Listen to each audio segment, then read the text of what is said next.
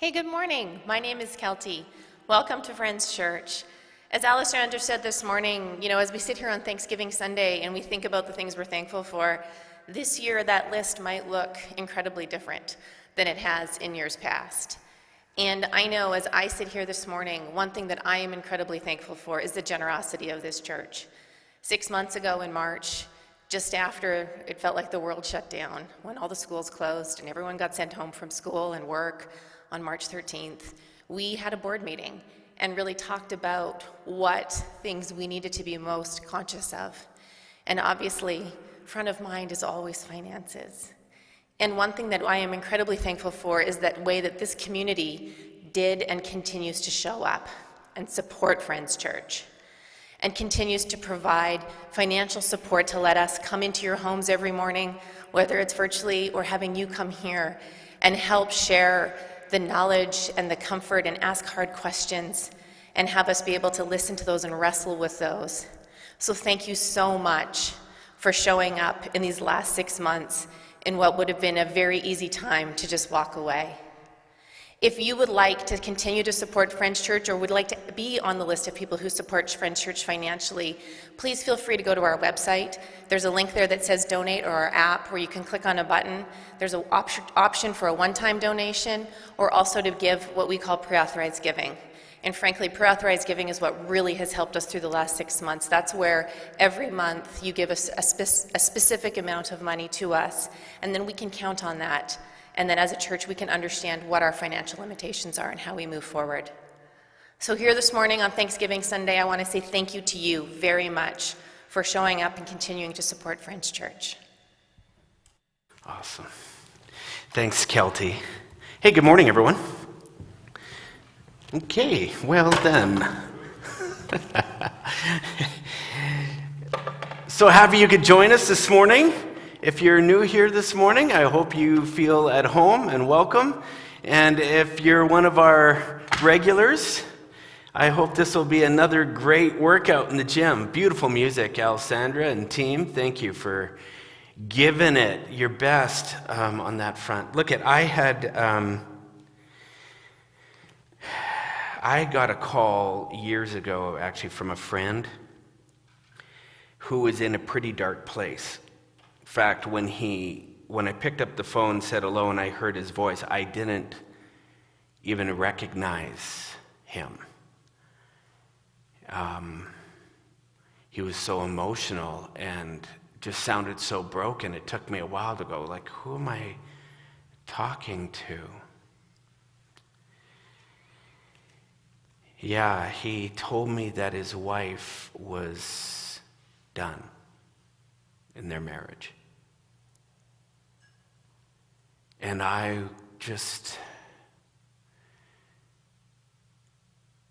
didn't know what to say. He began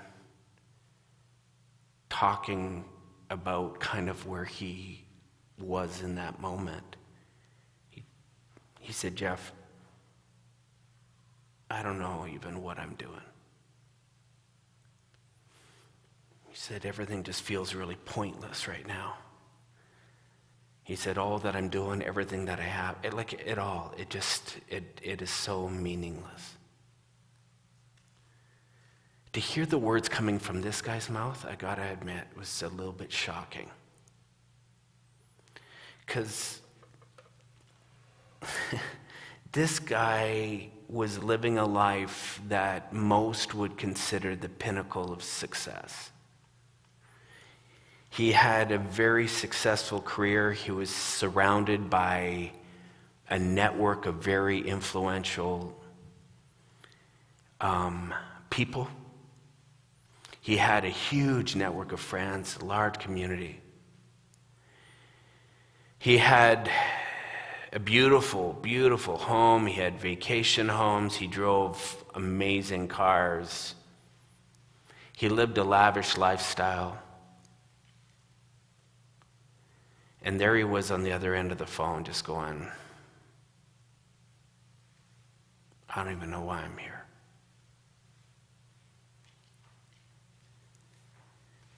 Anyone who knew this guy whether they would admit to it or not, wanted the kind of life that guy lived. I mean, it's the kind of stuff that I think we all go after, isn't it? Carl Jung, he's a world-renowned Swiss psychiatrist. He said this is the stuff that we'll spend a good chunk of the first part of our lives chasing. We'll chase finding the perfect career, one that will reward us perhaps financially, that will take care of the bills, but that one that will find meaning in this sense of recognition, and where we'll be able to utilize our tools and our skill sets to really make a difference on the job front. We'll try to find ways to make our lives significant. We'll explore our own personality and our unique skill sets, and we'll find ways to leverage them to kind of get us ahead, put us maybe 1 or 2 or 3 steps ahead of the next guy, We'll go after success.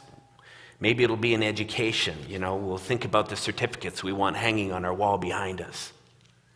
We'll think about the career highlight reels, the stuff that you fill your LinkedIn profile with, all these are the kind of things that we'll chase after. Carl Jung says we're all about that. It's a normal, healthy part of humanity. Finding a way to kind of put our stamp, our unique persona and fingerprint on the world. Feel good about ourselves. But there's a good chance that at some point, regardless of all this success that you will find in any of these areas, there will come a moment when you'll lay your head down on the pillow and you'll think to yourself, is this it?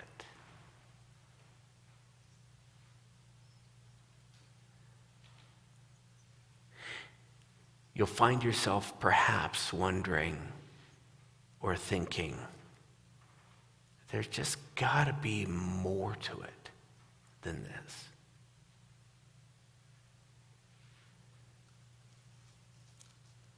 You'll find yourself asking the question, just like my friend, why am I even here? What triggers that moment, big or small, that existential crisis where you're just kind of trying to figure out what is the purpose of all this? What is my purpose in this world? What triggers your moment seems to look different for everyone. For my friend, it was the breakup of his marriage. That triggered a moment where all of a sudden he began thinking, wait a second.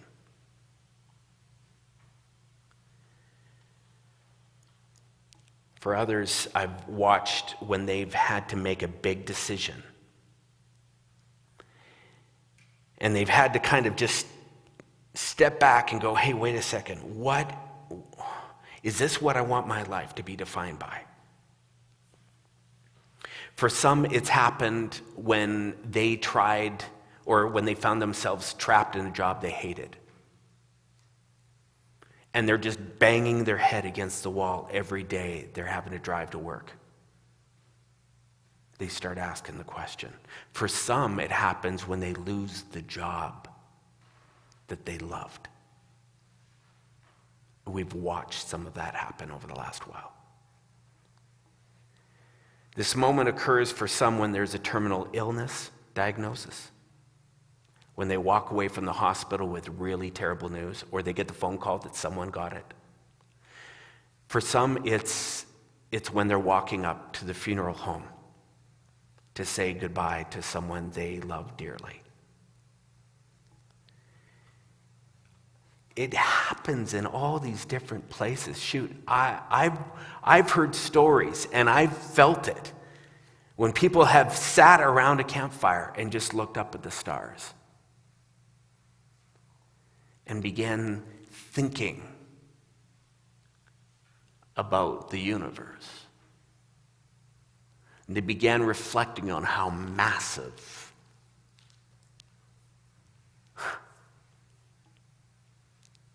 this thing called life is. My son had one of those moments. He said, Dad, they're finding stuff on Earth that they think is about 4.3 billion years old. And his head is just cramping in that moment. I said, yeah, we got, 80 years? NASA revealed a little while ago that the universes, are 10 times bigger than they even imagined. We're part of the Milky Way. We're like a speck in the Milky Way galaxy, and they're suggesting there's 210 billion galaxies. Galaxies. Billion.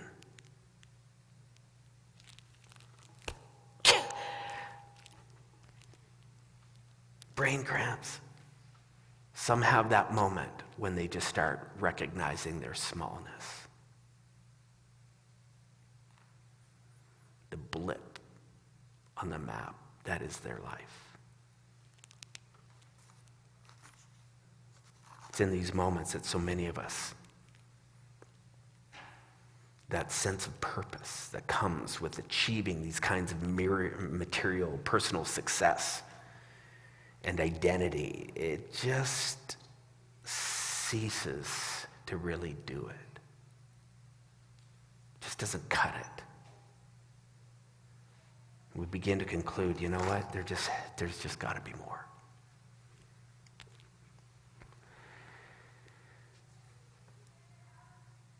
Listen to me carefully. The good news is that the sneaking suspicion that you got deep down inside that there might be more to it, it's true. Good news. There's more to it than the plaques that are sitting on the wall. The stuff, the thing that you're driving into the garage.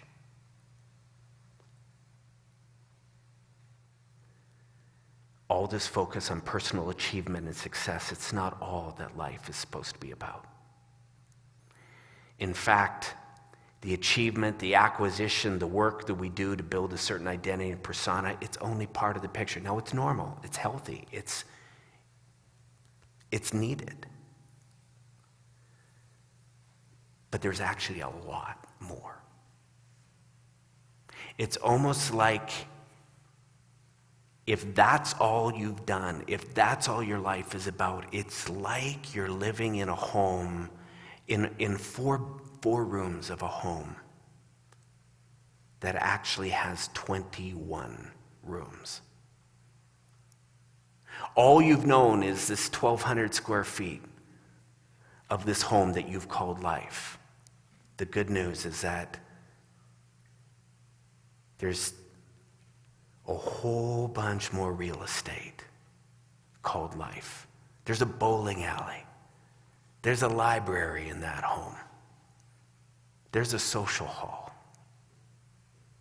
There's more.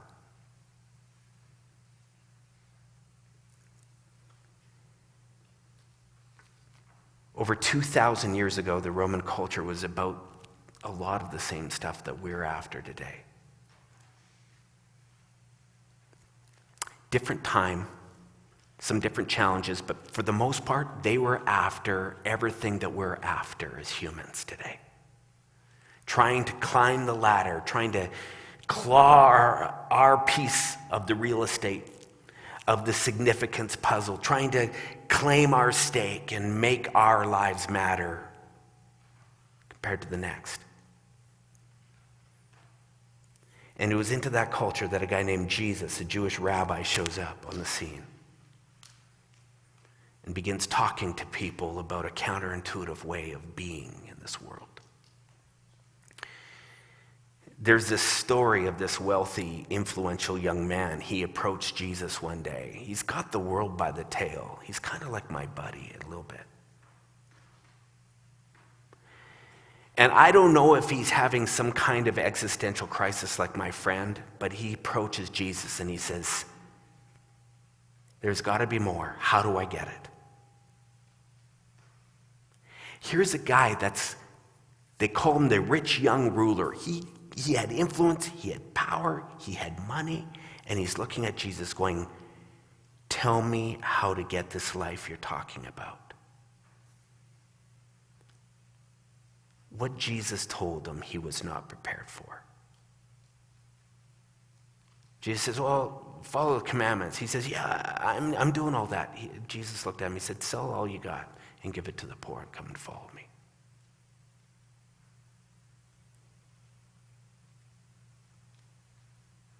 Now, it's hard to know. Like, in fairness, we never heard Jesus tell anyone else that in the recorded history of his teachings and his stories of his life. But I can't help but wonder if Jesus wasn't making one massive exclamation mark about how the life this guy was chasing was going to lead to a dead end. At some point, it isn't enough. All that stuff is not going to give you the sense of purpose you think it's going to. At some point, it expires.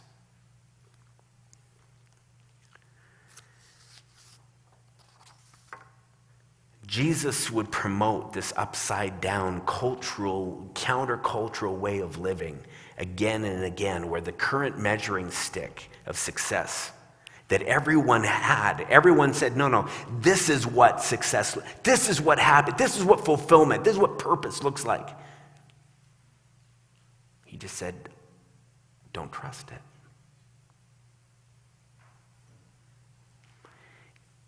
The system he was promoting wasn't focused on where you as a person were going or what you were doing or what you were able to achieve personally.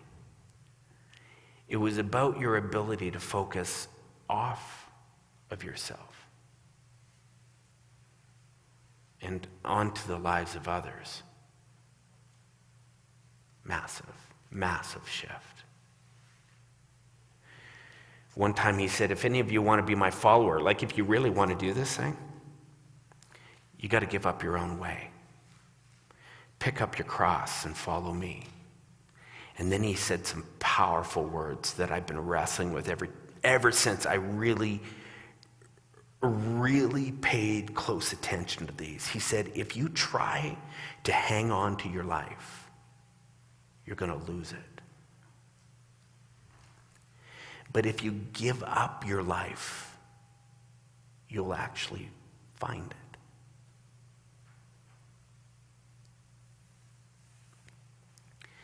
Right on the tail end of those statements, he asks a penetrating question.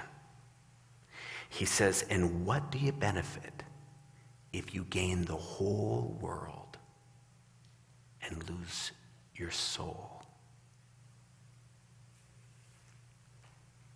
Now, I grew up in a certain tradition where they interpreted that and they said, look it, if you don't buy into the Christian Kool-Aid, losing your soul means going to hell. That's what it means.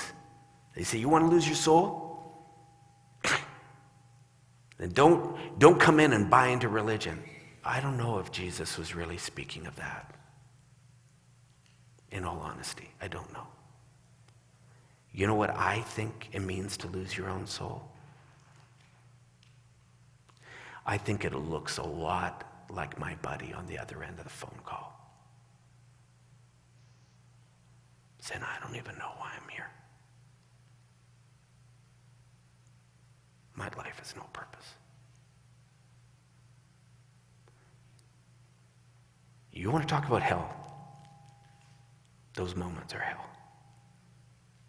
I think that's what it looks like to lose your soul, to lose your sense of purpose and meaning in this world.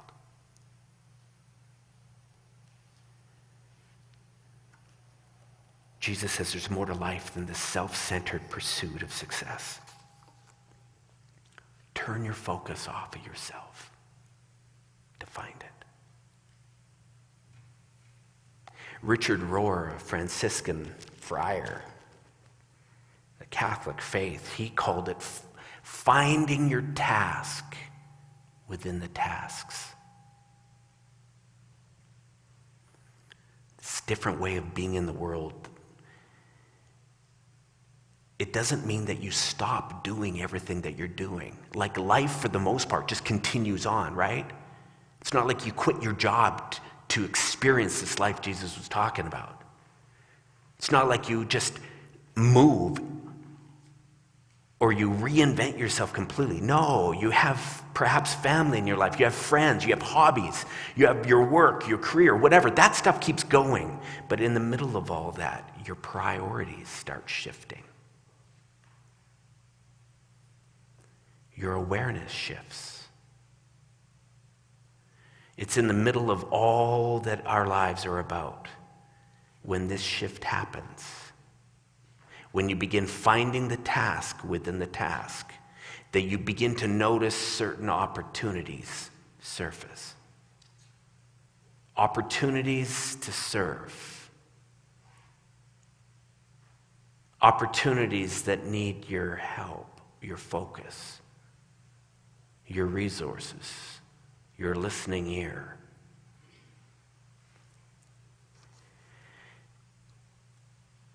As my buddy was walking through this difficult time of loss in his life, I'm telling you, it was painful watching. He's losing his marriage.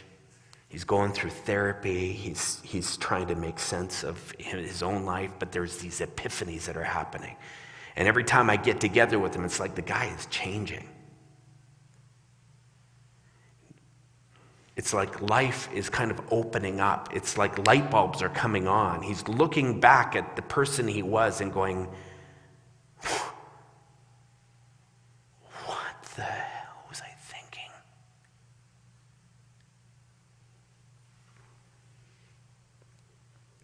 It was startling sometimes to see him changing. So one day he gets a call from someone. Yeah, it's a woman from a nonprofit organization in town. She calls asking for help. And he said, every other day I would be too busy to take a call like that. Or I would redirect that kind of request to someone else. But he said I couldn't explain it. It's like all of a sudden I'm listening to this person talk about this cause, and I'm drawn into it. I'm saying, well, and he says I started asking questions. I started drilling. He says, I would like to actually meet with you. I'd like you to explain some more stuff about what's going on, your challenges, your vision.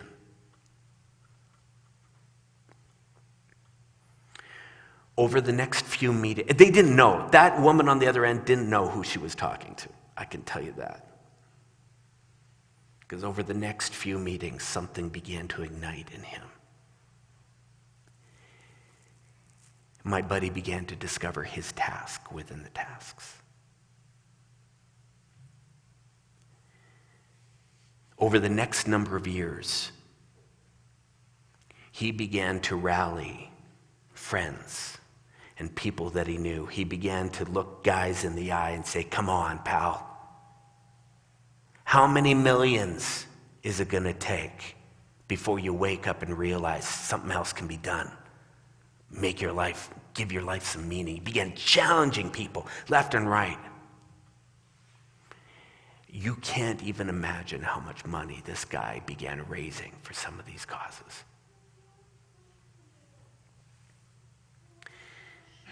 Everyone's story about when the moment and the lights come on looks different. For some, it's in little ways. For others, it's in big ways, like my buddy. I watch it for people. Sometimes they'll just hear about someone who got rushed to the hospital. Any other time, they'd say, geez, that's too bad. Anyways, but this time, more questions.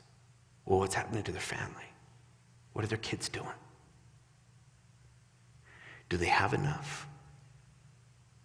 We see this. I mean, we're in a great vantage point here because so much happens within our Friends Church community. But that call comes, someone hears about it, and they start calling us going, okay, what can we do? And I can feel it. They don't even know necessarily what's going on, but I can feel and I can hear it. They're going, I need to do something about this. What can I do? Someone will say, we're making meals right now, or they'll say, you know what, where are their kids? Can we provide care for their kids? Whatever. And you just can tell this isn't just a, well, if you need a hand, let us know. No, something deeper is going on there.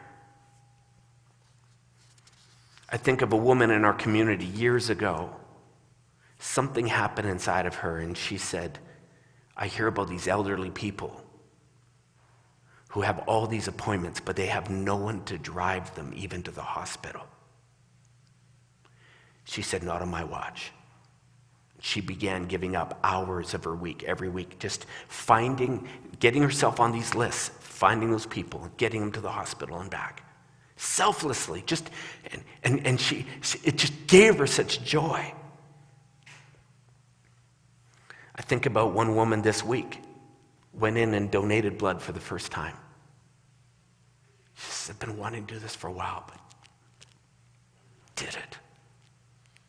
So proud of her. Something inside her going, I can do something. I've watched addicts come out of their recovery only to turn around and say, someone else needs my help. And they go back in and they begin sponsoring other addicts and helping them through their own recovery. Oh man, I could just go on and on with the stories of people within our community when the lights go on and all of a sudden they just go, oh yeah. I'm thinking about people right now in the midst of this pandemic, in the midst of COVID burnout, who would say, you know what, I'm going to give up my spiritual gym workout to go downstairs and to give little kids an opportunity to have their own little workout.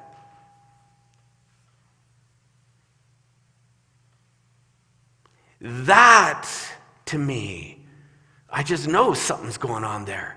Leaders that are over in the social hall today saying, let's give these students an opportunity to experience something meaningful and significant in their spiritual journey, where they can laugh and interact with others in the middle of craziness. Why?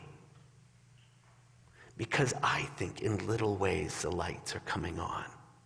And something is registering inside. They got this hunch that their life has got more to do with just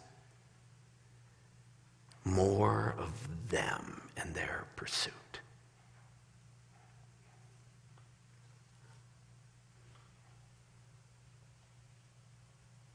People serving on boards of nonprofits, people stepping up to coach minor sports. Oh, I love all these stories. I'm watching business people. When the COVID hit, I remember one business person hitting up the bank with cash, pulled out a wad of cash. Like, I've never seen a wad like this. Just brown. And he just started throwing it in all these envelopes. Driving around to people he knew were going to need it.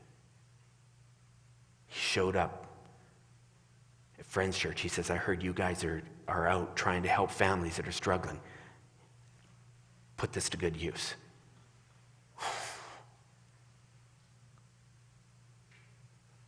The lists of different kinds of tasks within the task is huge and diverse.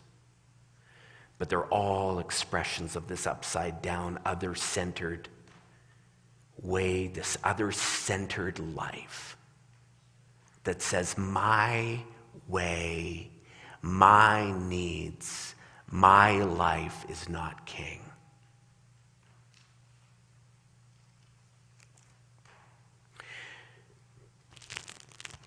When does that happen for people? Sadly, for some it happens way, way late in the game.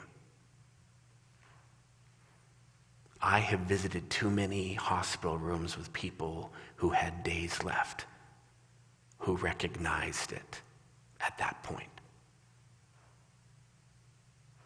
But ironically, I have talked to 11 and 12-year-olds who got it. When it happens for each individual person it's so hard to know. Rohr would say that it often happens through pain and struggle. When life goes sideways, you begin looking at life differently. Could be.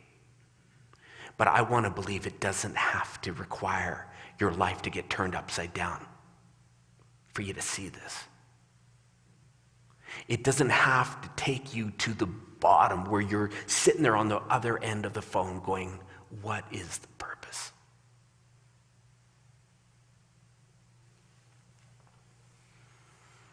I think it begins to happen when there's just that little nudge, the little prompt where you just notice something. You see things you didn't see before, and you go, wait a second. Should I do that there? A nudge to check up on someone. A nudge to speak up and defend someone that otherwise you would have said, no, that's not my problem. Not my problem. But this time, for whatever reason, you're going, I can't leave it. Those are signs that the light's flickering.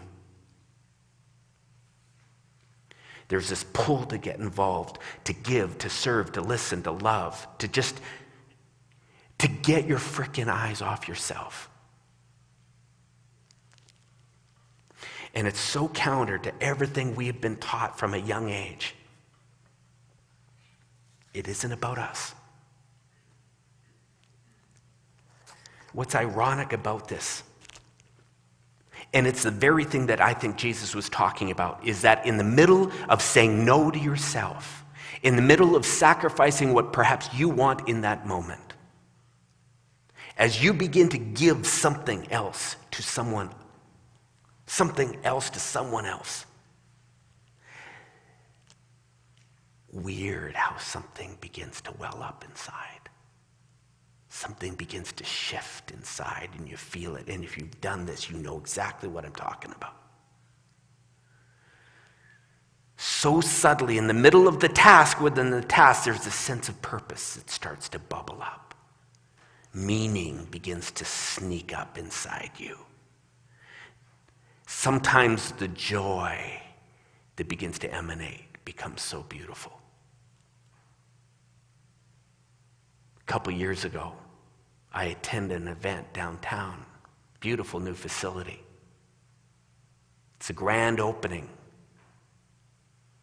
of this incredible facility that's reaching out to single moms who are very vulnerable in their kids. Oh, it's amazing. It's beautiful, grand opening. And there's my buddy, inviting everyone. He's hosting the party. And all these influential cats that he'd done business with, they're all in attendance. They had all coughed up their money. And the joy that radiated off of him. The sense of mission, purpose. I sat at the back of that room. I thought, wow.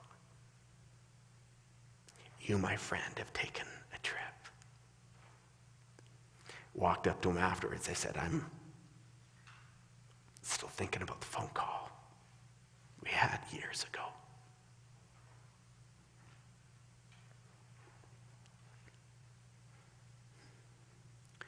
If you'll shift out of the narcissistic tendencies, out of the egocentric way of living, you embrace this paradigm that Jesus was promoting, life begins to make more sense and the joy levels start climbing. It's hard, it's counterintuitive. He says, you want to get life? Lose it. Give it up. Rohr would explain how when this awareness begins to take over, you begin to emit like a life energy. It's like it's hard to deny. He says two people doing the same job in the same room, one still caught in the narcissistic mindset, annoyed by this job that he would rather be doing anything else, irritated, complaining.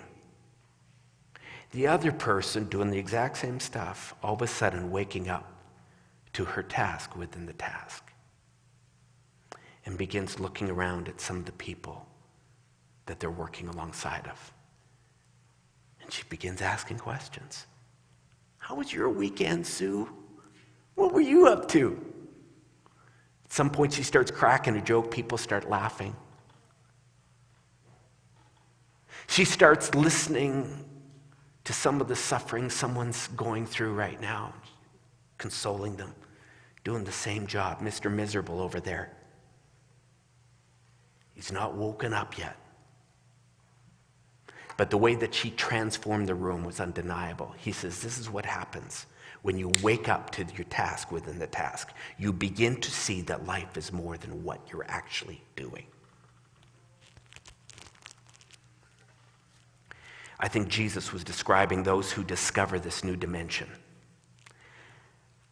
when he said, you are the light of the world. When you wake up to this way of living, you will become so bright, you'll light up dark places. And then he looked at me, he said, don't you dare hide your light. Don't stick it under some basket. Don't do that. Get it up there. Walk into the dark places. Be a light for others. Be a comfort. Be a lifter. Let your good deeds shine for everyone to see. Let me ask you a question. What caused you to wake up to see this?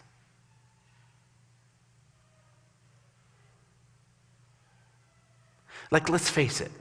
You could be at home sleeping right now. You know that. Even you that are listening to this podcast, you have a million other... Hey, there's some great podcasts out there I could have pointed you to. What is it? Why are you here even? You know why I think you're here? Or why you're listening to this? Or why you're watching me on this live stream? It's because you've had your moment, or a little moment. Something started happening already inside of you. Something went on, and you woke up. You said to yourself, there's got to be more to this. I think that's why you're here. That's why you're tuning in. And I think it would be a great idea if you went back in your memory to think about the moments when that happened. I still remember one of my moments. I was golfing with my buddy, actually the guy who we started this church with. We're on about the 11th hole and I'm disturbed. I'm having one of those existential crises. And I remember looking at him and saying, Kelly, is this it? And how much my life changed after that point.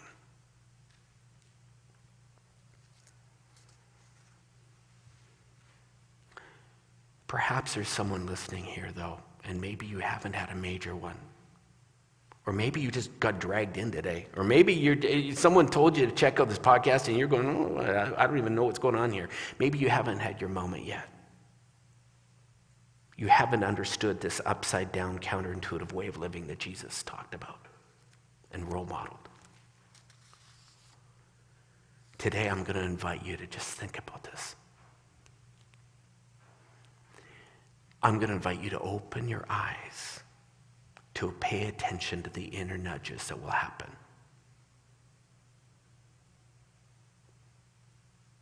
That will allow you to see others in a new way.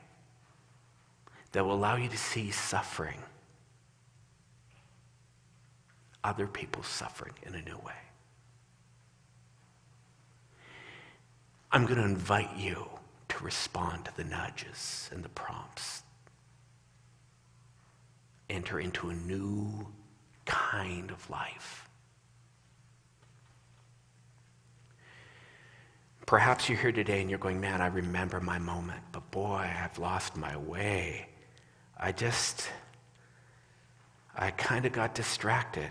Yeah, me too. Me too. You know, this pandemic, it's been brutal. Brutal for distracting us,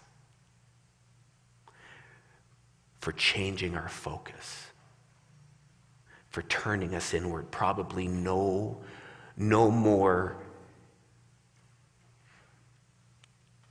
picture of what can happen in the middle of a pandemic that pulls us off course than watching the people that have carts and carts of toilet paper at Costco, beating people off who are asking for a roll or two, saying, no. I got to take care of me and me alone. Beat it. When you get scarcity rolling, you get fear rolling, what happens to human nature? We just start saying, I am taking care of numero uno, me. In the middle of this season, in the middle of a pandemic, when there has been loss, there has been struggle, you want to throw your life into a completely different orbit, move against that. Step up against the scarcity and the fear. Take your eyes off yourself. Look around. I think in this moment more than ever, we need to be reminded, clinging to our lives will lead to us losing them. What good is it if we gain the whole world and lose our own soul?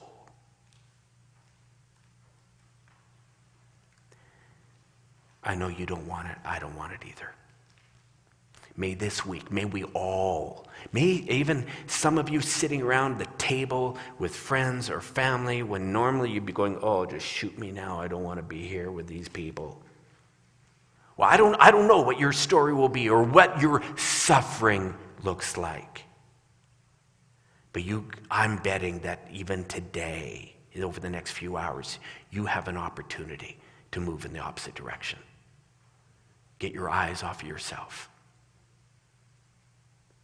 Tie into the task within your tasks. You won't regret it. That's all I got.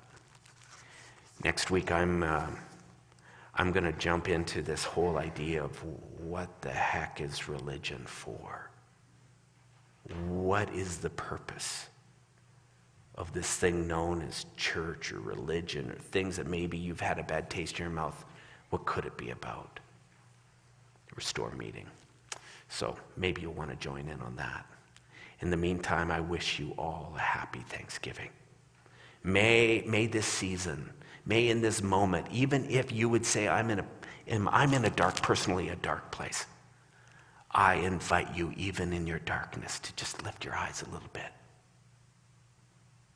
to look around, experience this counterintuitive thing that happens when you do. Happy Thanksgiving, everyone. Have a great week. We'll see you next week.